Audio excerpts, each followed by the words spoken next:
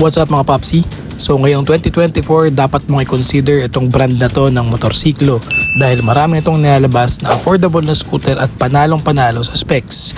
Yan ang Bristol Motorcycle at i-review natin ngayon yung version 2 ng ADX 160 na adventure scooter from Bristol Motorcycle. Let's go!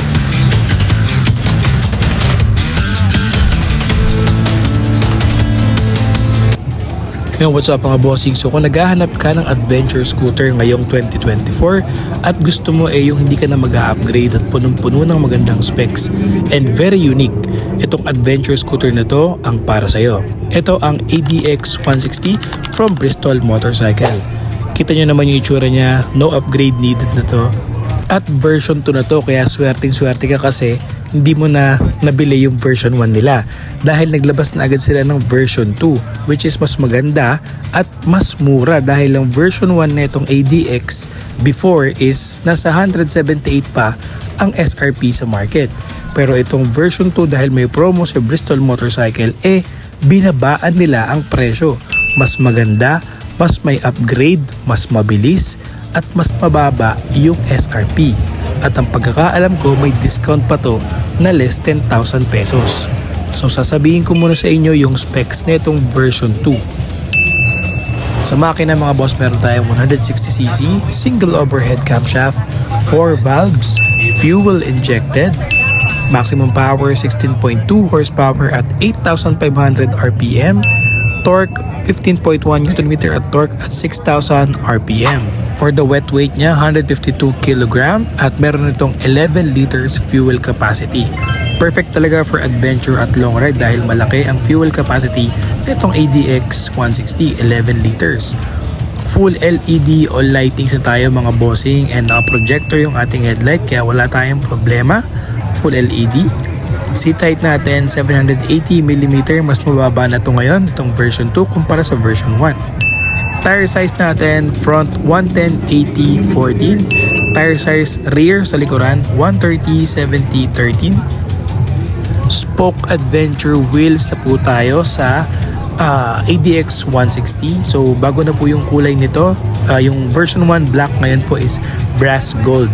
And of course tubeless pa din po yan, then spoke wheels adventure yan. Napakaganda, ito ang trademark ng ADX 160. Dual disc brake po tayo, harapan at likuran. Heavy duty inverted front suspension, rear dual shock absorber sa likod with sub tank.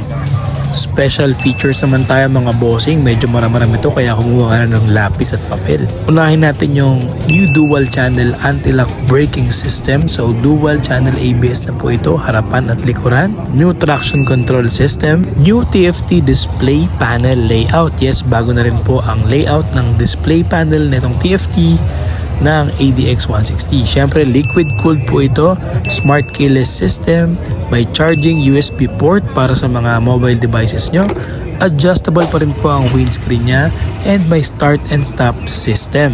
Ngayon check nyo yung height ko is 5'7", so kung 5'7 kayo walang problema dito sa version 2 ng ADX. Nung pa bang hinihintay natin, test ride na natin to mga bossing para ma-check natin kung sulit pa talaga itong ADX 160 ng Bristol Motorcycle. Let's go!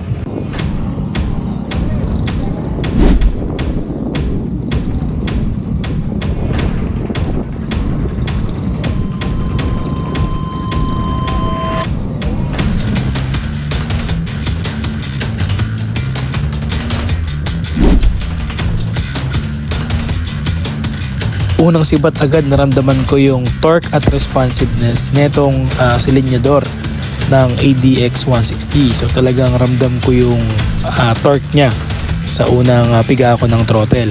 Tapos maganda talaga kapag naka-naked handlebar.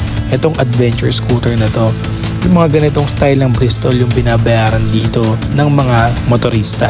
Sobrang daling iliko at i-maneuver dahil nga medyo malapad yung naked handlebar niya. Dagdag mo pa dito yung saktong-saktong level ng salamin doon sa mga lever ng brake at doon sa handlebar niya. Tapos very comfortable naman yung upuan. So syempre this is adventure scooter pero hindi porket adventure stress ka na sa pagra-ride mo sa upuan. Napakaganda ng parang camelback style na itong ADX 160 na seat height. So yung seat height nito mas bumaba na daw kumpara sa version 1. And feel ko naman yung cushion niya is napaka-comfortable para sa mabigat na rider na katulad ko na 123 kilograms. Pagdating naman sa stopping power, wala tayong problema kasi ramdam ko yung ABS nito sa harap at sa likuran dahil yun nga yung in-update nila dito from version 1 to version 2. Dual channel ABS na po ito and with traction control system. Kita nyo naman yung piga ko ng left and right na lever, pinabalanse ko lang, walang problema dito sa ADX 160 ng Bristol Motorcycle.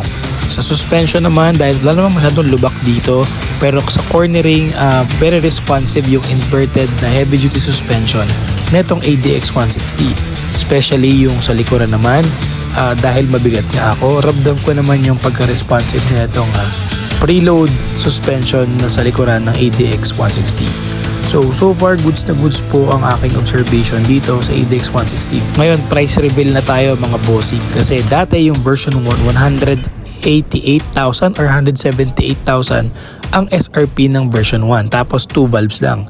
So may good news kasi si Bristol Motorcycle ngayon dahil nga naglabas sila ng version 2, mas pinaganda, 4 valves na, nagbago ng TFT display panel, nag-improve, dual channel na yung ABS braking system, mas safe na to with traction control system, binabaan ng konti yung upuan, and yung presyo binabaan din.